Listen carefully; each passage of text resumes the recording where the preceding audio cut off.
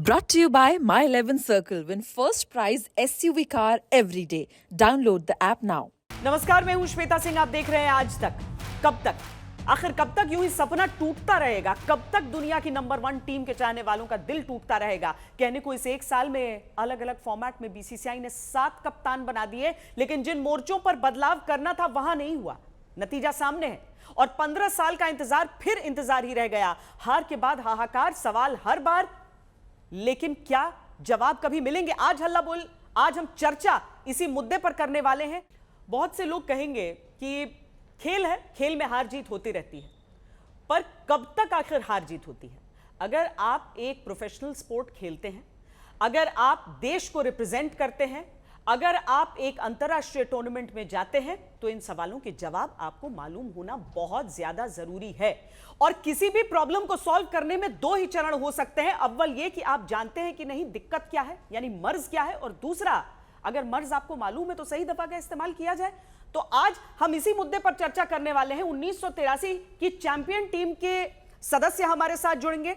हमारे साथ मदन लाल जी स्टूडियो में हैं, कीर्ति आजाद हमारे साथ हैं, लालचंद राजपूत इस समय हमारे साथ जुड़ गए हैं। लालचंद राजपूत की प्रासंगिकता यहां पर इस हिसाब से समझिए कि 2007 के 50 ओवर वर्ल्ड कप में जब हमने सबसे बुरा दौर देखा, तो 2007 के T20 वर्ल्ड कप से लेकर और उसके बाद जो हमारा 2007-8 का दौरा था, वहां तक उंगली पकड़कर लालचंद राजपूत छोड़कर आए थे टीम इंडिया को। किस तरीके से बदली थी टीम इंडिया, ये सबने देखा था। तो खिलाड़ी होते हैं, टीम मैनेजमेंट होता है, बीसीसीआई होता है और जिम्मेदारी सबकी होती है। केवल खेल है, हार जीत होती रहती है, नहीं कहा जा सकता। कीर्ति जी, क्या आप सहमत रहेंगे इस बात से? अवश्य, पूरी तरह से सहमत हूं। हार जीत तो होती है, लेकिन मैं जिस समय हम लोग खेला करते थे और जो आज का समय है, उसमें काफी अंतर है। खेल तो वही है, लेकिन इम्प्रोवाइजेशन आ गई हैं, बहुत सारी चीजें आ गई हैं। हम जब खेलते थे तो 14 या 15 खिलाड़ी होते थे, एक मैनेजर हुआ करता था। अगर दूसरी टीम के खिलाफ हमें कोई रणनीति बनानी है, तो जो हमारे सीनियर प्लेयर्स खेले हुए हैं, उनके दिमाग में क्या क्या उनकी मेमोरी रही है, उसके मुताबिक चलता था। आज में टेक्नोलॉजी आज इतनी ज्यादा बढ़ चुकी है कि हर एक खिलाड़ी की कमजोरी और उसकी मजबूती मालूम होती है। आप जब कभी भी स्टार स्पोर्ट्स पर देखें तो बताते हैं, यहां पे बाउंसर मारो रोहित शर्मा को तो इतनी बार आउट हो गए, यहां पर सीधी आती है तो वो छक्का उड़ा देते हैं, फलाना बॉलर है वो आगे रखते हैं, अच्छी स्विंग करते हैं। तो ये सारी स्ट्रेटेजीज हमें उस समय मेमोरी करनी पड़ती थी। आज जितने टोटल प्लेयर्स हैं, उतने ही सपोर्ट स्टाफ है। आपके पास एक मेन कोच है, एक बैटिंग कोच है, बॉलिंग कोच है, फील्डिंग कोच है, आपके पास वीडियो एनालिस्ट है, आपके पास अलग अलग जो भी चीजें चाहिए होती हैं एक प्लेयर को सपोर्ट के लिए, वो सारा कुछ है। मुझे सिर्फ केवल इससे पहले कि मैं अपनी सकारात्मक आलोचना करूं, मैं ये कहना चाहता हूं कि अपने खेलते समय में भी हम लोगों ने गलतियां की थी, लेकिन वो मेमोरी से हुआ करती थी। मेरा तो सिर्फ प्रश्न ये है कि हम जब गए थे यहां से, उसी समय हमें मालूम था कि हमारी गेंदबाजी कमजोर है। और दूसरी बात क्या रही कि हमें कभी भी इस पूरे सीरीज में ओपनिंग स्टैंड नहीं मिला।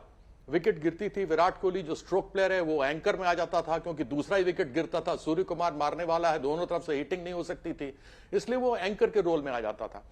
केवल आप मैच अगर देखेंगे इंग्लैंड के विरुद्ध, तो लास्ट 5 ओवरों में हार्दिक पांड्या ने वो 17 बॉलों के अंदर 50 रन बनाए। अन्यथा हम शुरू से लेकर 10वें ओवर तक में हमारा स्कोर 60 होता है, 70 होता है, 80 होता है। जो पहले 6 ओवरों में हमें अटैक करके बॉलर्स को खत्म कर देना चाहिए, वो इस मैच में नहीं हुआ। दूसरी बात कि रशीद और लिविंगस्टोन दोनों स्पिनर हैं और हमारे अच्छे खिलाड़ी माने जाते हैं स्पिन के लिए। उनके 7 ओवरों में केवल 41 रन गए हैं। यह सब के कारण क्या है? इस कारण का विश्लेषण आगे जैसे कार्यक्रम चलेगा उस पर करेंगे, लेकिन जो मेरी समझ से है कि आज की इस तैयारी, मतलब आज की जो टेक्नोलॉजी हमारे पास में है, उसमें केवल एक चीज कहना चाहता हूं कि इंग्लैंड हरदम रिस्ट स्पिनर के खिलाफ थोड़ा कमजोर रहा है। वो आप इतिहास से उठा लेंगे, शेन वॉर्न से उठा लेंगे, कुंबले को उठा लेंगे, इन सबों को लेंगे। यहां तक कि चंद्रशेखर ने 6 विकेट निकाल दिए थे ओवल के अंदर जब हम पहला टेस्ट जीते थे, सीरीज वहां से जीत के आए थे, शायद मदीपा उसकी सीरीज के वो थे। इस मैच में युजवेंद्र चहल को खेलना चाहिए था। हर एक टीम के लिए एक अलग स्ट्रैटेजी होती है, लेकिन यहां पर ऐसे लगा कि पूरी टीम की, हर टीम के लिए एक ही स्ट्रैटेजी थी। उनसे जब पूछा गया कि चहल को क्यों नहीं खिला रहे हैं, तो उन्होंने कहा कि they don't fit into our scheme of things. तो भाई लेके क्यों गए थे? उनको पर्यटन कराने ले गए थे क्या?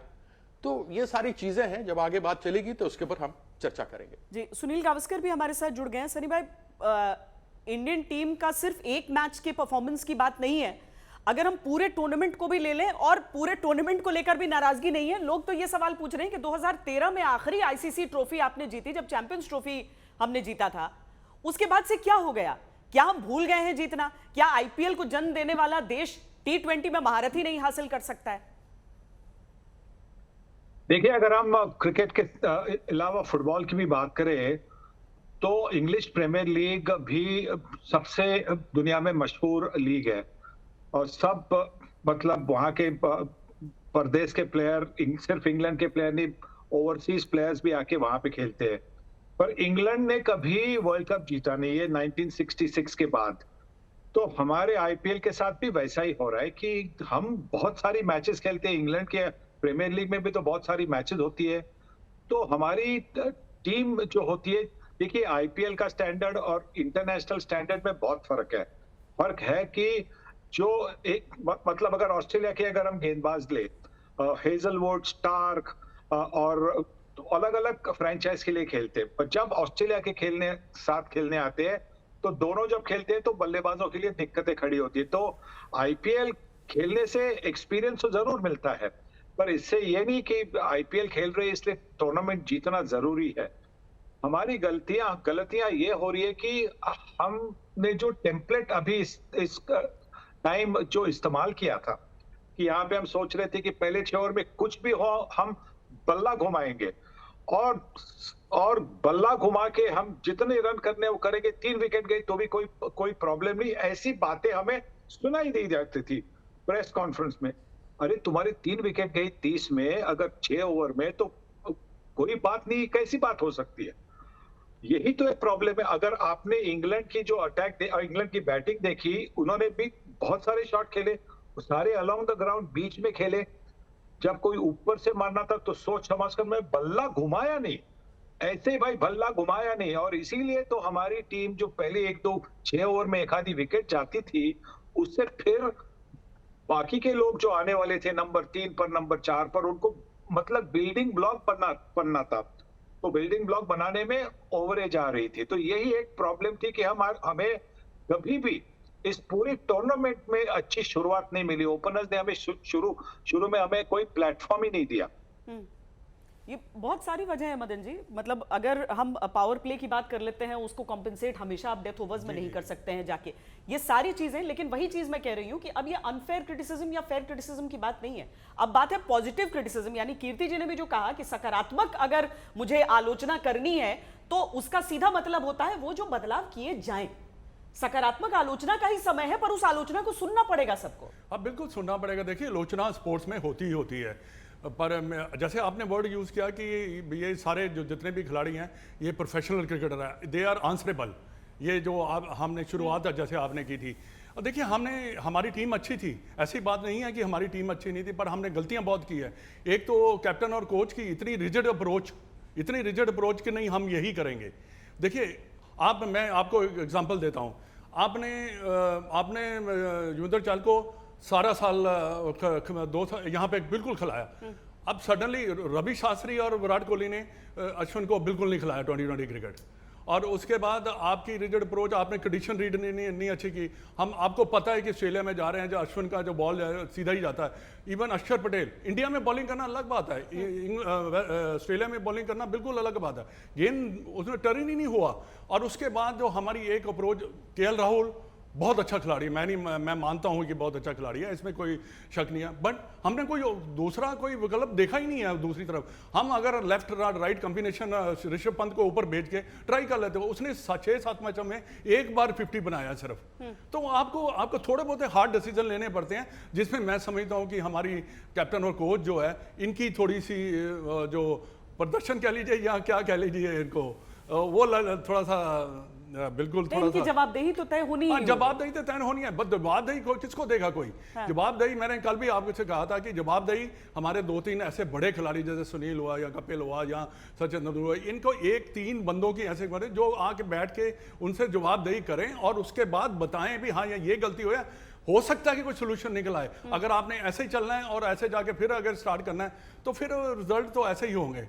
और युजवेंद्र चहल को आपने बिल्कुल नहीं निकलाया और इसके बाद ना ही आपने ऊपर ट्राई किया किसी को। वाकई मदन जी, एक बात तो जो आपने कही उसको हम आगे इसको हम विस्तार से हम चर्चा करेंगे, क्योंकि विराट और रवि शास्त्री अगर अश्विन को बिल्कुल भी टीम में नहीं यूज कर रहे थे और द्रविड़ और रोहित के लिए अचानक वो सबसे इंपॉर्टेंट पार्ट हो गए, तो हम ये भी पूरी सूची अपने दर्शकों को दिखाएंगे कि हमारे पास इस समय इंडियन क्रिकेट टीम के कितने कैप्टन हैं, क्योंकि एक कैप्टन की ही टीम होती है, वो उसे गढ़ता है, वो सोच उसके साथ रहती है। लेकिन पहले लालचंद राजपूत जी, आप बताइए कि 2007 के बाद जैसा हाल फिलहाल में लोगों ने जैसा गुस्सा देखा था क्रिकेटरों के खिलाफ और क्रिकेट टीम के खिलाफ जब हम वर्ल्ड कप में नॉकआउट दौर के लिए क्वालिफाई नहीं कर पाए थे, वो सबने देखा था और उसके बाद जो बदलाव हुए थे वो भी देखने में आए थे। आप उस ट्रांजिशन फेज का हिस्सा थे, क्या किया गया था उस समय, क्या बदला गया था कि अचानक हमारी टीम ने जीतना भी शुरू किया था?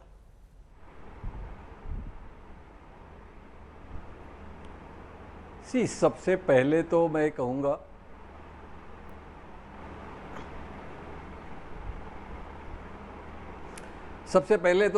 श्वेता जी कि जब हम साउथ अफ्रीका गए थे, हमारे पास या कोई एक्सपेक्टेशन नहीं किया था हमारी टीम की, क्योंकि हम वर्ल्ड कप में क्वालिफाई नहीं होते 50 ओवर में, हमारा क्रिकेट इतना लो हो गया था। और 2007 का जो first time T20 world cup का किसी को पता नहीं था कि इसमें क्या होता है, हमें एक मैच खाली हम खेले थे उसके पहले, तो हमें कोई एक्सपीरियंस नहीं था। तो हम लोग ने जो मेन थिंग मैंने जो किया, मैंने कहा कि हमें देखो T20 एक फॉर्मेट है जो आपको एक्सप्रेस करना है, आप बिंदास से एक्सप्रेस करिए, there is no other this thing कि आपको कोई जल्दी आउट हो तो कोई बोलेगा कुछ नहीं, आप एक्सप्रेस करना, ये फॉर्मेट आपको एक्सप्रेस करने के लिए है। और मुझे लगता है कि पहले 6 ओवर बहुत इंपॉर्टेंट होते हैं और आपने देखा कि जो 6 ओवर इंपॉर्टेंट है, हमने 6 ओवर में ठीक नहीं किया। इसमें हम एज कोचेस हम लोग 3 भाग में देखते हैं, पहले पावर प्ले 1 to 6, 7 to 15 और 15 to 20 ओवर्स। तो ये 3 जैसे हम लोग बॉक्सेस कहते हैं, ये 3 बॉक्सेस और प्लस 3 बॉक्सेस दूसरी टीम को, 6 बॉक्सेस में आपको 4 बॉक्सेस टिक करना है। अगर आप 4 बॉक्सेस नहीं करते हैं तो फिर धन मुश्किलें आती हैं। और सभी लोग यही बातें करते हैं कि हमने पावर प्ले में अच्छी नहीं किया। आप पूरा टूर्नामेंट में देखो, हमारा फर्स्ट पावर प्ले में हम लोग 35 to 40 रन मैक्सिमम किए हैं। तो दैट शोज दैट कहीं ना कहीं हम लोग पावर प्ले यूटिलाइज नहीं कर पा रहे अच्छी तरह से।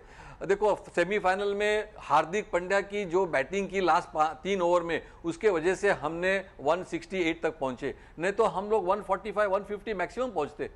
दैट मीन्स हम पहले पावर प्ले भी ठीक नहीं करते, फिर मिडिल ओवर्स भी ठीक नहीं करते, और फिर हार्दिक पांड्या या सूर्य कुमार यादव काफ़ी मैचेस में हमको अच्छा प्रदर्शन किया, इसलिए हम लोग अच्छे स्कोर पहुंचते। तो मुझे लगता है कहीं ना कहीं कि हमारा जो अप्रोच है वो बहुत इंपॉर्टेंट है कि फर्स्ट पावर प्ले में हमें 50 to 60 रन करना ही है, भले हम विकेट खोएंगे लेकिन आपको एक्सप्रेस करने को आना चाहिए और वो लाइसेंस आपको बैट्समैन को देना चाहिए। अगर बैट्समैन नहीं कर रहे तो then you have to look for options, because आप 5 मैच ऐसे नहीं कर सकते कि बैट्समैन फेल होते जाए।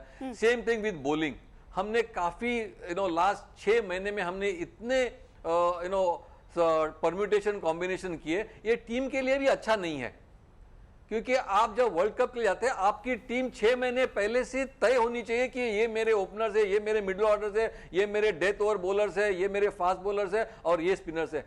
हम वर्ल्ड कप स्टार्ट होने के पहले भी हम बॉलर्स को ट्राई कर रहे हैं कि ये नहीं फिट होगा, फास्ट बॉलर्स ये इंजर्ड है, इसकी जगह पे ये नहीं खेलेगा, तो that means we were not sure about our bowling also.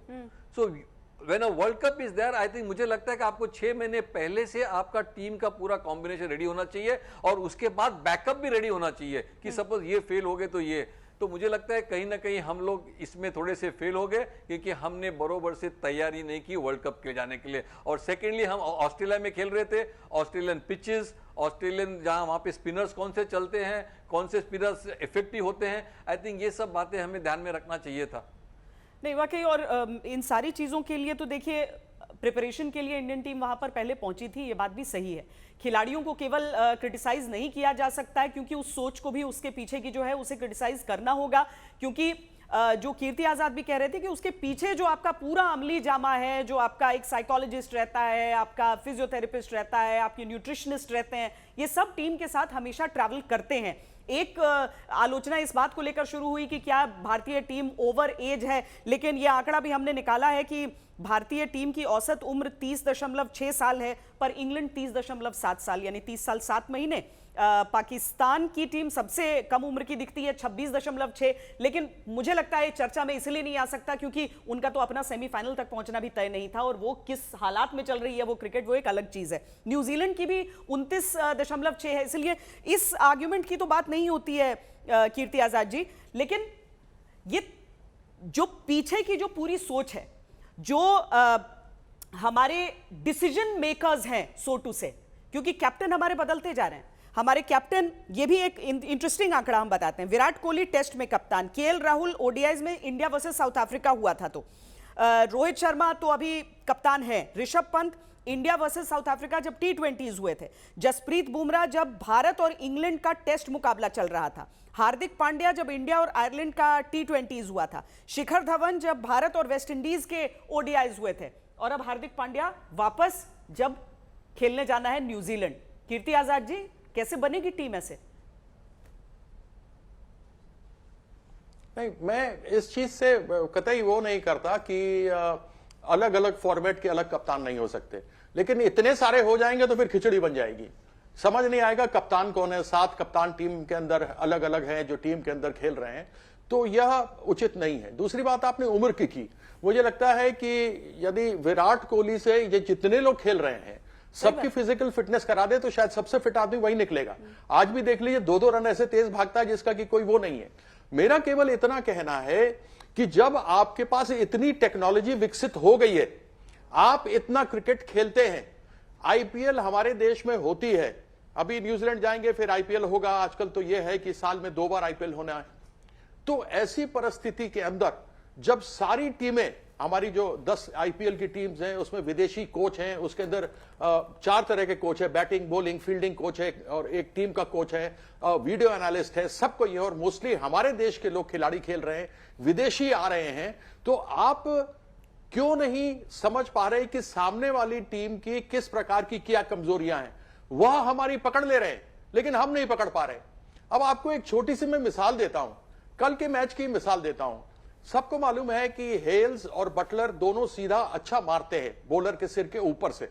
ये शायद भुवी जैसे अनुभवी खिलाड़ी को भी मतलब कि विचलित कर गया, और उनकी आप देखिए 3 जो चौके खाए हैं वो लाइन में बिल्कुल गेंद नहीं थी, ऑफ स्टंप के बाहर डाल रहे थे, छोटी डाली, कट खाए तीनों। उनके दिमाग में यह था कि कहीं वो मेरे सिर के ऊपर से न मार दे। लेकिन भुवनेश्वर जो इतने बढ़िया गेंद को स्विंग कराते हैं, उनकी चांस भी थी। हमने अर्शदीप को देखा था कि जैसे जैसे उसने स्विंग कराया तो उसने जैसे डिकॉक को स्लिप में कैच आउट कराया था, इंग्लैंड पाकिस्तान के बल्लेबाज लेग बिफोर स्विंग के कारण से हुए थे। जैसे ही पहले ओवर में 3 चौके उधर पड़े, इधर अर्शदीप को 2 पड़े, दोनों की स्विंग होनी, गेंद बंद हो गई। अरे रन पड़े हैं, कोई बात नहीं, आपके पास 168 रन है, आपके शुरू में 13 और 7 20 रन चले भी गए, 21 रन 2 ओवर में, तो कोई बात नहीं, विकेट लेने का तो चांस लो। लेकिन उनके अनुभव को भी किस प्रकार से आगे करना है वो कोई बताने वाला वहां पर नहीं था। तो बड़ा अजीब सा लग रहा था, ऐसा लग रहा था कि कोई क्लब साइड के साथ किसी का चैरिटी मैच चल रहा हो। हमारे पहले 6 ओवर के अंदर कोई अच्छी शुरुआत हमें मिली नहीं। दोनों बैट्समैन जिन्होंने 50 किए, रोहित ने किया तो वो नीदरलैंड्स के खिलाफ किया, उधर उसने जिम्बाब्वे और शायद बांग्लादेश के खिलाफ में किया। जो हमें एक सॉलिड स्टार्ट चाहिए थी वो सॉलिड स्टार्ट नहीं मिली। ऐसे में मैंने टूर से पहले जब मुझसे पूछा गया था तो मैंने ये कहा था कि रोहित के साथ हमें लेफ्ट राइट कॉम्बिनेशन करना चाहिए ऋषभ पंत का। पंत के पास ऑस्ट्रेलिया में खेलने का बहुत अनुभव था और उसने रन भी बनाए। उस सीरीज में जब भारतीय टीम बुरी तरीके से अपमानित हुई थी, 36 ऑल आउट हो गए थे, उसके बाद वापस आना, 2-1 से सीरीज जीतना, तो उस आदमी को अनुभव था वहां ऑस्ट्रेलिया में। चौथा, चहल को नहीं खिलाना, क्योंकि रिस्ट स्पिनर के खिलाफ हमने हरदम देखा है कि इंग्लैंड को तकलीफ होती है। तो ये सारी चीजें टेक्नोलॉजी होते हुए, जानते हुए, इनके विरुद्ध इतने सालों से खेलते हुए, आईपीएल में इन खिलाड़ियों के विरुद्ध और साथ में खेलते हुए हम क्यों इस तरीके से नहीं पकड़ पाए, यह पूछना आवश्यक है मैनेजमेंट से कि क्यों आपसे ये चूक हुई। क्या सब टीमों के लिए आपके पास एक ही योजना थी? क्या हर एक टीम के लिए हर एक योजना थी? हॉर्सेस फॉर कोर्सेस थे कि नहीं थे? यह जानना आवश्यक है। सनी भाई, आगे क्या? बड़ी कड़क व्यवस्था चलती थी एक समय पर बीसीसीआई की कि मैनेजर रिपोर्ट देगा, उस रिपोर्ट पर एक्शन होगा। अब समझ नहीं आता वाकई ऐसा होता है कि नहीं। दो नजरिए हैं, या तो हम ये सोचकर संतुष्ट हो जाएं कि अरे T20 इंटरनेशनल्स में इंडिया तो नंबर 1 टीम है दुनिया की, लेकिन फिर ये क्यों नहीं कि हमारी भी अलमारी में वो ट्रॉफीज चमके, कभी तो चमके। देखिए, अगर हम पीछे जाए तो 1983 में जो वर्ल्ड कप जीता था, तो टीम के साथ सिर्फ एक ही मैनेजर थे, मान सिंह। उसके बाद में 85 में भी जो टीम जीती वर्ल्ड चैंपियनशिप ऑफ क्रिकेट, उसके साथ इरापल्ली प्रसन्ना मैनेजर थे। और उसके बाद में 2011 में भी जब टीम जीती थी तो इतने सारे लोग नहीं थे, मतलब जो सपोर्ट स्टाफ हम कहते हैं। मुझे तो आश्चर्य है कि सपोर्ट स्टाफ टीम से भी ज्यादा नंबर है। तो इसमें कभी कभी ये भी होने की संभावना है कि जो प्लेयर्स है वो कंफ्यूज होते हैं कि मैं किसकी सुनूं।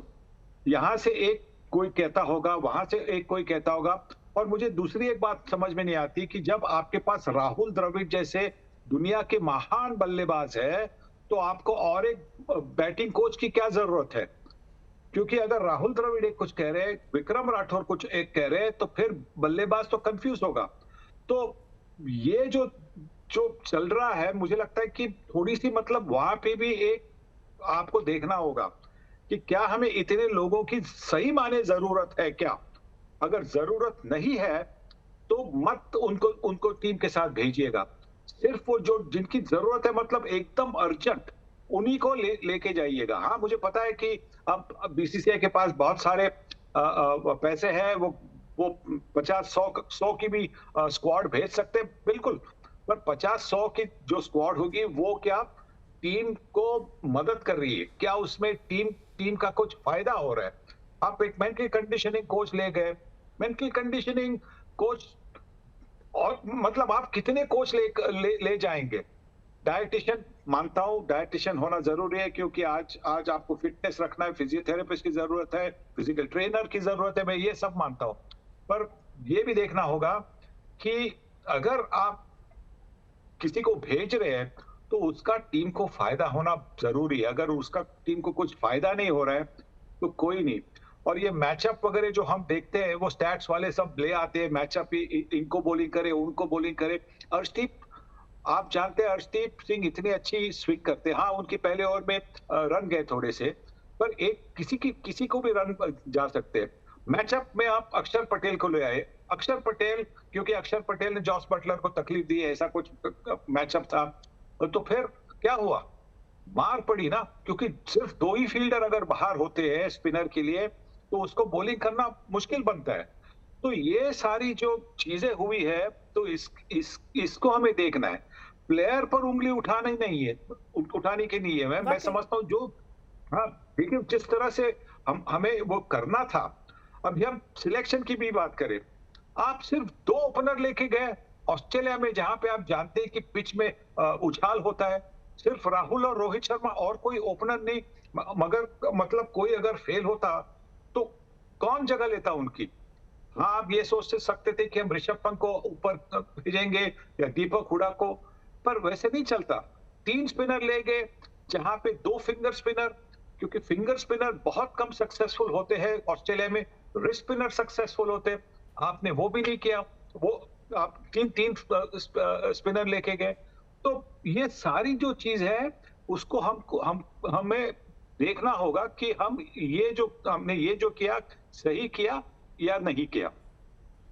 सही बात है। मतलब क्रिकेट एक टीम स्पोर्ट है, इंडिविजुअल स्पोर्ट नहीं है। 2007 का वो वर्ल्ड कप, सचिन तेंदुलकर, राहुल द्रविड़, सौरव गांगुली, खिलाड़ी कोई भी छोटा नहीं है, पर टीम क्या बनकर निकली वहां पर 50-50 में, उस पर सवाल उठे थे। और इसीलिए खिलाड़ियों पर सवाल तो बिल्कुल नहीं उठ रहे हैं, उस कॉम्बिनेशन पर, उस सोच पर, उस रणनीति पर। और हां, जिस खिलाड़ी ने पूरे टूर्नामेंट में अच्छा नहीं परफॉर्म किया उस पर तो सवाल उठेंगे, क्योंकि आंकड़े के हिसाब से ही परफॉर्मेंस होना चाहिए। हर जगह परफॉर्मेंस लिंक्ड इंसेंटिव जैसी चीजें होती हैं, तो क्रिकेट में क्यों नहीं? क्रिकेट में तो होता ही है। मदन जी, अब मैं आना चाहती हूं इस मुद्दे पर कि ये वर्कलोड मैनेजमेंट जो होता है वो किसका प्रेरोगेटिव होना चाहिए? वो कोई सोचकर खिलाड़ी को बता रहा है या खिलाड़ी सोचकर बता रहा है बोर्ड को? कैसे होगा ये कि ये ऑप्टिमम हो और न तो इतने बदलते हुए कप्तान हमें दिखें और खिलाड़ी जहां जरूरी हो वहां पर इस्तेमाल भी हो जाए? देखिए, वर्क लोड जो मैनेजमेंट है, मैं समझता हूँ कि कौन डिसाइड करता है, ये भी कोच या आपका कैप्टन डिसाइड करता है। क्योंकि देखिए, एक बात और है कि जब आप इतना बड़ा टूर्नामेंट खेलने जाते हैं तो वर्कलोड कुछ भी नहीं होना चाहिए। आप कंट्री के लिए खेल रहे हैं, आपको आपकी बेस्ट टीम जो है वो ही सेलेक्ट होती है और जाती है। वर्कलोड का क्या मतलब है? You are a professional cricketer, तो आपको ये सब चीज़ों को आपको पता होना चाहिए कि मेरी फिटनेस लेवल कितना होना चाहिए और कैसे होना चाहिए। अगर वर्कलोड जैसे होता है जो कंटिन्यू खेल रहा है उसको अगर ब्रेक दे दिया जाए तो वो बेटर है। बट जब आप इतनी इंपॉर्टेंट टूर्नामेंट खेलने जा रहे हैं, देन ये वर्ड जो है ना बिल्कुल खत्म कर देने चाहिए। और दूसरा, और हम तो इस टूर्नामेंट के लिए टारगेट करेंगे ना अपने खिलाड़ियों को कि मुझे इसको बचा के इनको तैयार रखना है। अगर तैयार कैसे करोगे आप? तैयार कैसे करोगे जब तक आप खेलोगे नहीं। और दूसरी, सनी भाई ने काफी एक दो बातें जो उठाई हैं, ये जो ड्रेसिंग रूम में too many people, too many cooks जिसको टू मेनी कुक। और क्या होता है कि हमारे टाइम पे हमारा कौन होता था पूछने वाला? हम टीम मेट से पूछते थे। अभी भी मैं मानता हूं कि जितने भी खिलाड़ियों को कोई ऐसी प्रॉब्लम आती है तो वो प्लेयरों से ही जाके पूछते हैं। तो ये भी एक मुद्दा है यहाँ पे, क्योंकि जब हम मैच देख रहे होते हैं तो ऐसा लगता है कि ये कौन बैठा है, कहते जी ये स्पोर्ट्स स्टाफ बैठा हुआ है, और कोई थ्रो डाउन जा रहा है, कोई कुछ करने जा रहा है। ये तो कोई मेरे समझ से तो बाहर है। और कीर्ति ने जो टेक्नोलॉजी हेल्प्स, बट जगह अगर आप too much technology is bad, but वो हेल्प्स करती है आपको। बट आप कितना प्लान एग्जीक्यूट करते हो वो देखने वाली बात है। जब आपको एक प्लान दिया जाता है कि आपने ये एग्जीक्यूट करना है, तो फिर वो प्लान होना चाहिए, तभी टेक्नोलॉजी हेल्प करेगी। और वैसे तो नहीं कर सकती ना कि टेक्नोलॉजी देख ली और पेपर नीचे डाल दिया। ये ऐसे नहीं हो सकती। तो ये जो चीजें हैं, ये थोड़ा सा रूम में बैठ के टेक्नोलॉजी से देख लूंगा कि सामने वाली खिलाड़ी कैसे खेल रहे हैं, पर मैं ऑप्शनल प्रैक्टिस ऑप्ट करूंगा। और लालचंद राजपूत जी, यही चीज मैं आपसे समझना चाहती हूं। कहा गया कि बड़ा टूर्नामेंट है तो ऑप्शनल प्रैक्टिस होगी, ठीक है, लाजमी है। आपको इंजरी मैनेजमेंट भी करना होता है, कई दफा दिक्कतें आ सकती हैं। पर अगर टीम परफॉर्म नहीं कर रही है या कुछ खिलाड़ी ऐसे हैं जिन्हें जरूरत है, वो खिलाड़ी तय करेगा कि मैं जाऊं कि स्किप करूं प्रैक्टिस, या फिर जो टीम मैनेजमेंट है वो कहेगी कि तुम्हें विकेट नहीं मिल पा रहे हैं, जाके जरा प्रैक्टिस करो, तुम्हारी फील्डिंग जरा बुरी है, क्योंकि टीम की फील्डिंग भी बड़ी बुरी लग रही थी इस बार। ये कौन तय करेगा?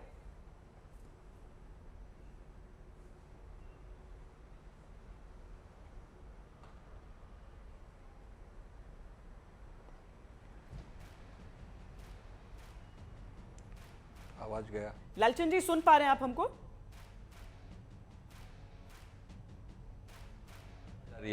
या श्वेता जी, मैं पूछ रही हूं ऑप्शनल प्रैक्टिस का जो ये नया चक्कर है, मेरी आवाज आ रही है जी, ये हमेशा से रहा है या फिर जो खिलाड़ी नहीं परफॉर्म कर पा रहा है, आपकी टीम अगर फील्डिंग में धीमी दिख रही है तो फील्डिंग प्रैक्टिस तो कम से कम करवा दो?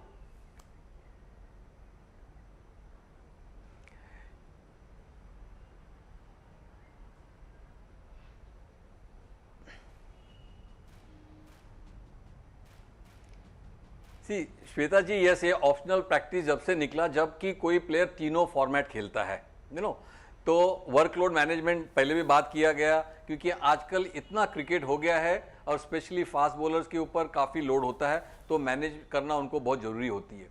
जब जैसे बड़े टूर्नामेंट वर्ल्ड कप है, वर्ल्ड कप के टूर्नामेंट के लिए हमारे प्लेयर, जैसे मदन लाल ने भी कहा कि फिट होना बहुत ज़रूरी है, उसमें कोई वर्कलोड मैनेजमेंट नहीं कर सकते, because you have to be fit for that big tournament.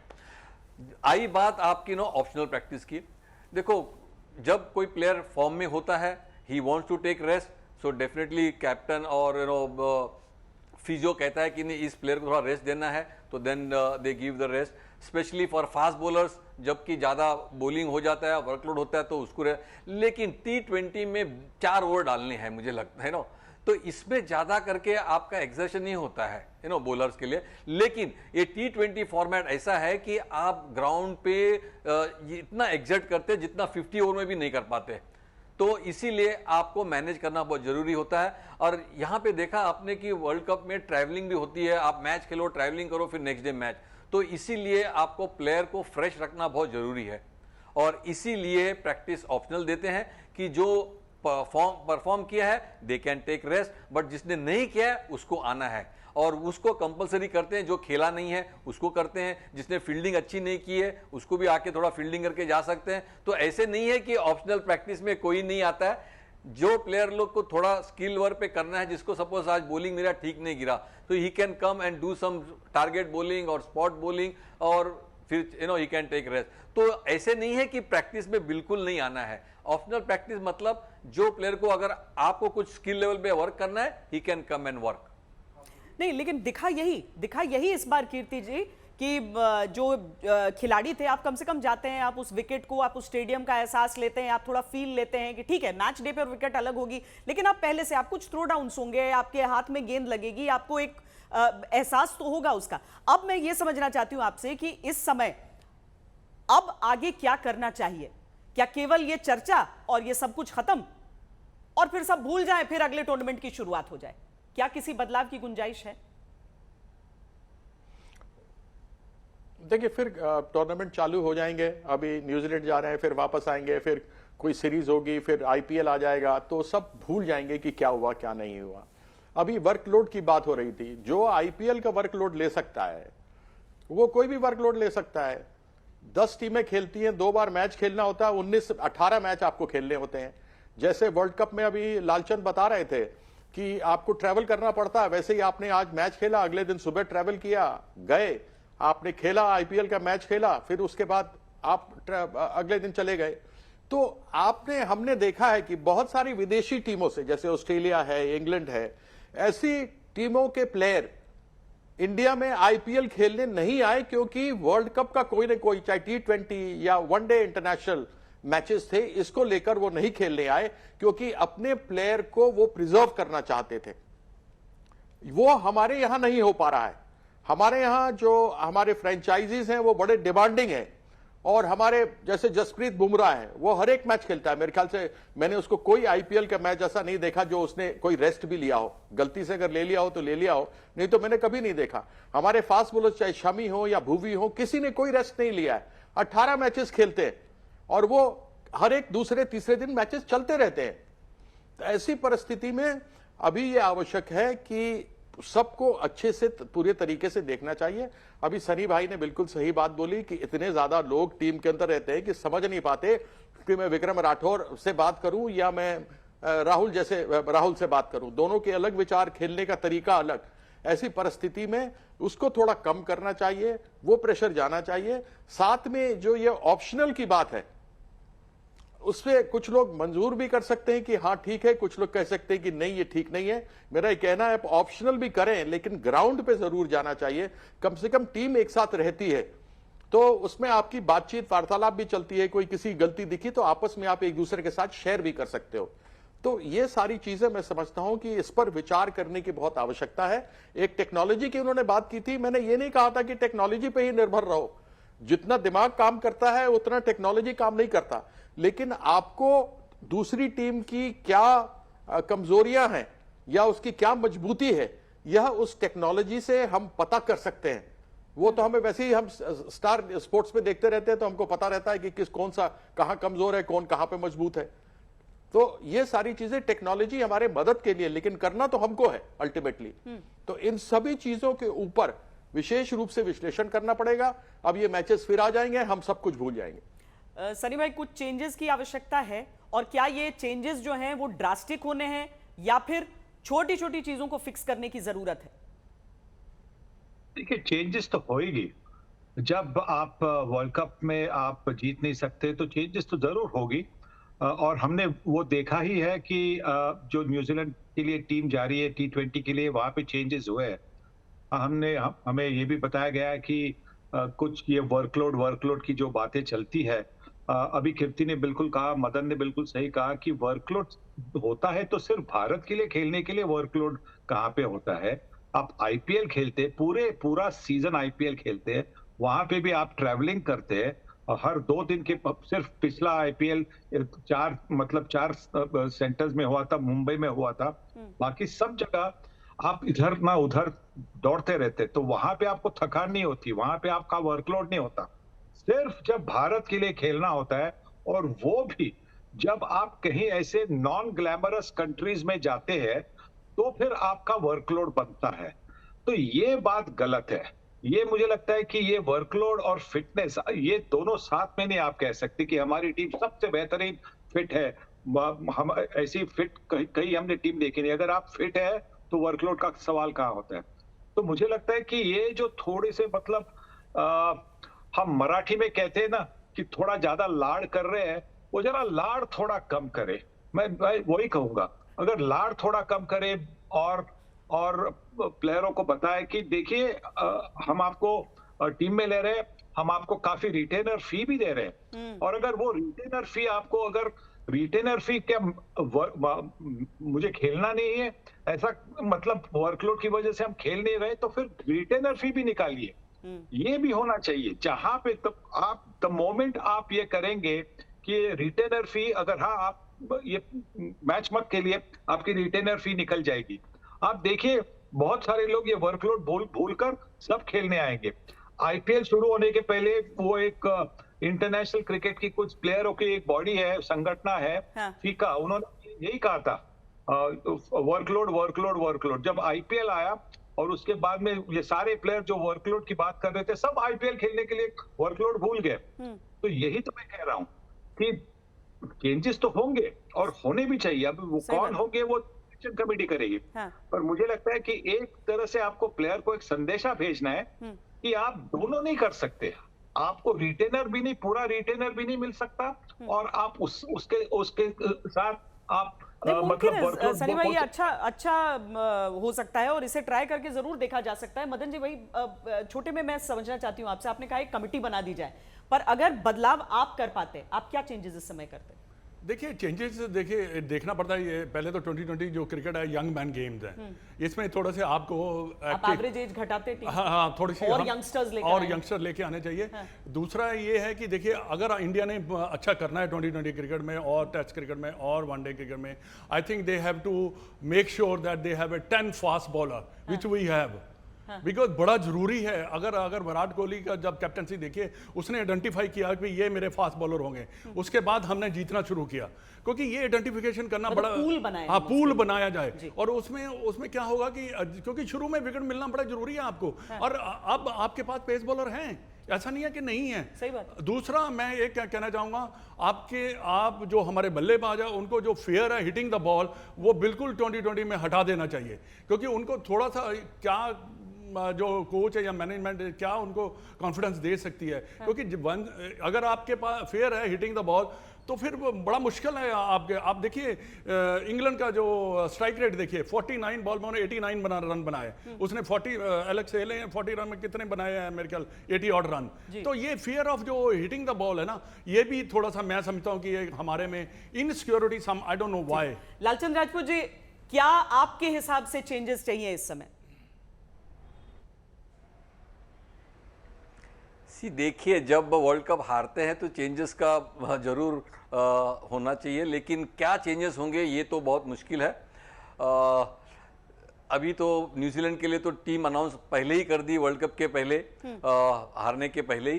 तो आने वाले समय मुझे लगता है कि जैसे कि अभी 2 साल के बाद फिर T20 वर्ल्ड कप है, आपको अभी से प्रिपेयर करना है कि हमें कौन से प्लेयर लेना है, कौन से प्लेयर टारगेट करना है, और उनके ऊपर आपको वर्क करना जरूरी होगा। तो जो बड़ी चीजें, लालचंद राजपूत जी का ये कहना कि आप समय से पहले से आप तैयारी शुरू कीजिए। जो सनी भाई हमें कह रहे हैं कि एक तो कोचेस बहुत ज्यादा हो गए हैं, आप वहां पर देख सकते हैं क्या सपोर्ट स्टाफ को आप थोड़ा ट्रिम कर सकते हैं, और आपके जो इंसेंटिव हो उसमें आप कितने मैचेस खेल रहे हैं, वो सारी वर्कलोड मैनेजमेंट उस हिसाब से हो जाता है। कीर्ति आजाद जी, मदन जी, सुनील गावस्कर जी और लालचंद राजपूत जी, बहुत बहुत धन्यवाद। आप सबने अपने हिसाब से, खिलाड़ी, कोच, हर हिसाब से टीम इंडिया की किस्मत को कई बार बदल कर दिखाया है अपने हाथों के दम पर। अब उम्मीद पूरा देश कर रहा है कि क्या इस समय भी ऐसा होगा। लंबा इंतजार जब हो जाता है किसी बड़ी कामयाबी का तो सवाल ऐसे ही उठते हैं। मेरे साथ जुड़िए मनाने के लिए क्रिकेट का सबसे बड़ा त्योहार। मैच से जुड़े आपके हर सवाल का हम देंगे जवाब। जानने के लिए हर update, live analysis, special interviews, download कीजिए स्पोर्ट्स तक ऐप।